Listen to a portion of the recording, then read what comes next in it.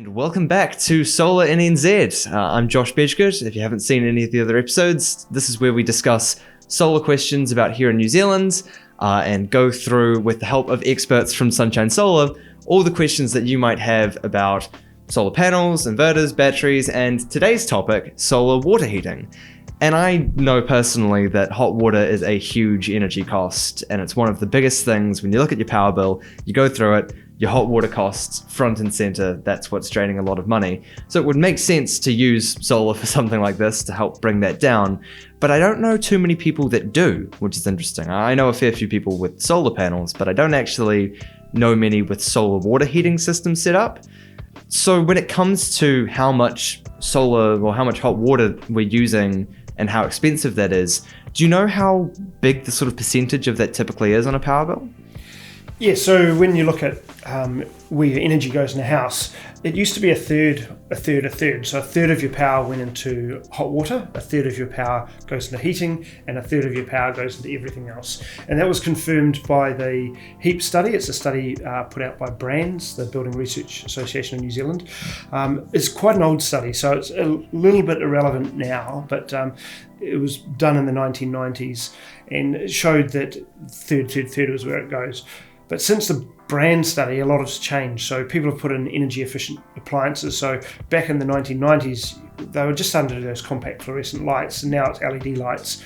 Your windows, a lot of them were still single glazed. Now everything within the last 20 years has been double glazed at least, and now double glazed and firmly broken. So that means your heating's less. There weren't too many heat pumps around, but heat pumps are now a really big thing. So your heating is less because you're using a heat pump rather than some other type of heating, and also you're not losing so much heat because you've got double glazed windows and good insulation, and the insulation standards have increased significantly as well with what the government and ECA have been pushing through. So heating's become a lot less. Lighting's become a lot less, refrigeration's becoming less, which is the next highest of those because you're putting in energy efficient appliances. The only thing that's changed to go more is hot water. So where it used to be a third, it's actually increased significantly. And is that because the technology just hasn't been getting those efficiency increases like everything else, or is it because we're getting more demanding? What is it? It's because the people are putting in power showers. So back in the HEAP study, there was about half the showers that were tested were low pressure showers. So you're doing about 6 litres a minute or 6 to 9 litres a minute coming out your shower head. With modern day showers, we get a much bigger flow and it's actually a lot comfortable. Once you have a nice power shower, it's hard to go back. So generally we're going from 9 to 16 litres a minute, whereas it used to be 6 to 9 litres a minute. So the amount of volume of hot water coming out your shower head is a lot higher. Therefore, the amount of energy required to heat that extra volume of hot water is higher. And so therefore, the amount of energy required to go into hot water has significantly increased, even though everything else in the house has become less and less. Right. But I mean, I wouldn't want to give up those nice hot showers, because when you go to a campground or something and you turn it on, it's just a trickle. It's like, oh, that sucks. Yeah, once you have a nice shower, it's hard to go back. And if you have a nice shower at home, like what we do, then you go to a place or a motel on low pressure, you go, ooh, I don't really like this. And then it drops the rate of the motel as well. Yeah. So what it actually become is the new number is not a third, it's 46%. So we get that number from studies done from the lines companies. So lines companies, they do what's called controlled power and uncontrolled power. And your uncontrolled power is the stuff that they can't touch. So you turn something on, it's got to be on straight away. But the only thing that's really uncontrolled power is your hot water system. So it's also called ripple control. So if there's a high load on the grid, they'll turn off your hot water cylinder so that it can go to other appliances that you need immediate usage, like heating, etc. So most power companies or most lines companies will turn off people's hot water cylinders during a peak time so that power can go to other appliances. And what that means is we actually get the measurement of those numbers. So that's where we get the 46% from. So houses that are 30 years old or younger, which is a lot of houses, or if you've got mains pressure, it's the average is 46% of your power goes to hot water. So if you want to really look globally at trying to reduce your footprint and how much power you're paying, you want to look at that appliance that is taking most of the power first, which is your hot water cylinder. What is coming is electric cars, and so electric cars will start to eke in the percentage there a little bit, but at the moment hot water is certainly the biggest consumer, so therefore where we need to spend some attention. Right, so until we get to that point of electric cars, water is still going to be the big one. And we're going to talk some alternatives, and obviously, because this is a solar podcast, solar is where we're going to end up, but I want to talk about gas first. And I mean, there's the whole thing around burning fossil fuels, which something that I don't think we really should be doing coming into the state of the world at the moment. So phasing out gas in that respect is good. But doesn't it make sense to just have gas on demand to make sure that you can have hot water whenever you want it, under any conditions, and it won't run out like solar might? So there's a few interesting points you put across there. The first one is gas is being phased out. So there will be no new gas connections. I think it's 2035 that there'll be no new gas connections. Therefore, as there's no new ones, then it will be phased out. So eventually you will need to get rid of your gas. The second one is gases used to be cheaper than hot water by electrical means, but with night rates and solar and other things, it's no longer cheaper than hot water. The never running out is maybe the case if you're on a central supply, you've got gas to your gate, but people who have got gas bottles know that they do run out and they can't just wait for 45 minutes for it to be hot again. They've actually got to wait for the new gas bottles to come. And they also say, gas also say it's you're only heating what you are using rather than heating for storage. But new hot water cylinders, there's what's called a MEPS rating, and they're only allowed to lose a very small percentage. It's about 2.5 degrees per day on a standing loss. So the hot water cylinders don't actually use a lot, and gas systems also have a pilot light, so they do have a bit of an inefficiency there as well. Okay, so maybe gas isn't as helpful as I may have been led to believe by all the people who are angry about gas being phased out and get very vocal about, oh no, it does all these good things, but as you say, it maybe doesn't do it quite as good as you might think. So now we have permission to talk about solar, and I understand that there's quite a few different ways that you can, do hot water via solar. So run me through, what are the main ones we're looking at? One thing that's emerging, but I don't think will get legs on it, is where the solar goes directly to an electric element. So you can do this, so the solar power is generating electricity, and that generates DC electricity, and that can go via the cables directly to a hot water cylinder element. And so you don't need an inverter, you don't need much other gear, it just dumps that excess energy to your hot water cylinder. So the good things about that is you don't need a lot of other infrastructure. You've just got solar panels, a cable, and you use a special element to do that. Some of the negatives on that is you still need to be thermostatically controlled, and once your cylinder's hot, then you're not using that power anywhere else. So you're actually wasting that energy. It could go to other appliances, or it could go to go back into the grid for a credit. So it is coming, and there's a bit of that happening, but it is probably the least of the way that we would prefer to put things in. Right. It's kind of like, if you're going to go through the whole hassle of putting solar equipment up on your roof, why have it only be going to your water? Correct. You might as well use that for your fridge, your freezer, whatever's running, and get credited for what goes back into the grid. Yeah. Okay. So that I've heard that called Solar Direct. That's coming through, but maybe not the best choice. What else is there? So I don't think that will be. I think that'll be more of a flash in the pan. The next one is the solar with a power diverter. So a power diverter is a really good option, and we've been doing plenty of these. It dumps excess solar into your hot water cylinder. So if you are producing 3 kilowatts worth of solar power at the moment, and you're away during the day, and your appliances are using 1 kilowatt, then you've got 2 kilowatts spare. So you can send that 2 kilowatts back into the grid for a credit from your power company, or you can use that, and by self-consuming that, you're offsetting power that you'd do later. So essentially it's using your hot water cylinder as a battery, you're dumping that excess power into your hot water cylinder, you're storing it for later use. So it's a really effective battery. And if you've got 2 kilowatts spare, it's only dumping 2 kilowatts. It's not dumping 3 kilowatts, so you're not drawing to top that up. The downsides, I was going to ask because it sounds like all upsides at the moment. yeah, the downsides is that it's reasonably expensive. So you're looking at about $1,800 for a power diverter.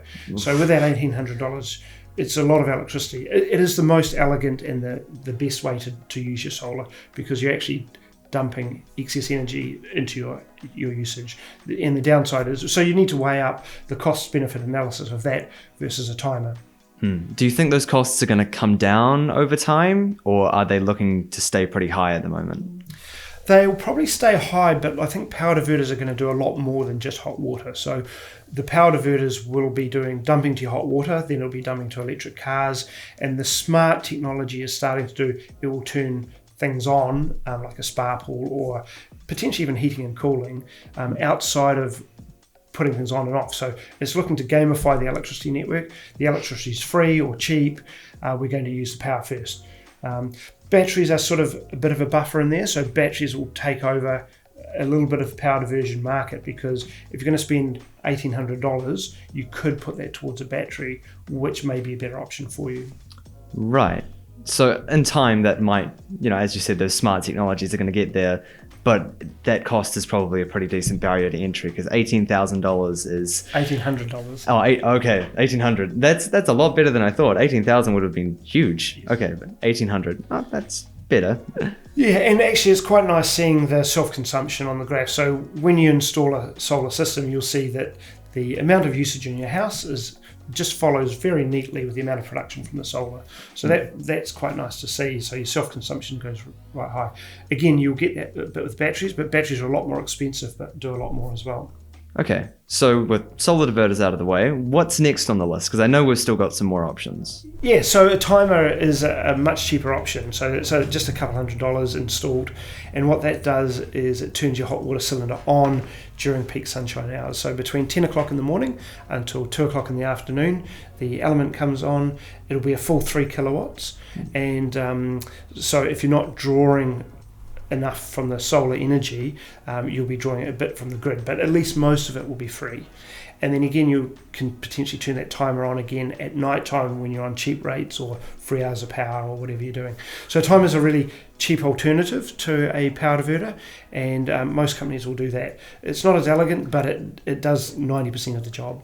It does sound like the sort of dumb solution to the smart, whereas the power diverter can know exactly what's needed and how much is left. The timer just says, okay, at this rigid point, it will turn on, and at this point, it will turn off. Yes, and you can always upgrade it to a power diverter at a later stage if you find that you need that. Okay, so there is a step. It's not just you can only have a timer and that's it. Correct. Yep. Cool. Well, that gives people a nice path, especially as diverters might be getting cheaper in the next however long that'll take. And now we come to the one that I've got the most experience with. So this is solar thermal, and we've got this at my place and we've had it for ages from you guys. And I won't say that it's caused problems, but there has been, the typical thing of, oh, we've run out of hot water, so wait, as you said, 45 minutes to have a shower and stuff. And it does also seem like a really simple solution from my understanding. What it seems to be solar thermal, from what I know, is that you've got these tubes on your roof, and then they've got the water in them, and they're heated directly by the sun, and then pumped into your system. Is that correct? Yeah, so it looks at the solar energy on your roof. It's a thermal system, so it's a system where you're not generating electricity, you're generating heat. So quite a bit different system. It's a lot more efficient actually in terms of square meter area versus how much power you get out of it. So a solar water heating system is about 80 to 85% efficient, whereas you're down at about the 20 and the 20 level for solar power. So you're not trying to excite a silicon electron to run around a circuit, you are heating water from solar energy, just like what your hose would be doing sitting in the sun, but just a lot more oomph to it. Cool. So we're probably one of the few companies that still do solar thermal. Most people have jumped to solar power and use solar power to do your hot water. The reasons why we continue to do solar thermal is the bangs for bucks. You can spend $6,000 to $7,000 on a solar water heating system. You get 3 kilowatts of solar thermal, and that will do your hot water cylinder. So it's a lot better bangs for bucks. You can, for the amount of kilowatts, it's about twice the return on investment than a solar power system. Yeah, I've heard the number 12 cents a kilowatt hour for a regular solar water heating system and 25 cents a kilowatt hour for a solar thermal system. Is that correct? It's more payback period because you're actually paying back what you're heating from the free energy. You're not having to heat from the electric energy. And so the electric energy generally is your day rate's often 25 cents a kilowatt hour, and some people are paying up as high as 35 cents a kilowatt hour. And then your night rate is your 12 cents a kilowatt hour. So what we try to do with hot water, which is your biggest usage of power, 46% on average for a house, is use the free energy first, and then you top that up with the the cheaper energy later, which is your night rate, and then you try to avoid that 25 to 35 cents to heat the largest component.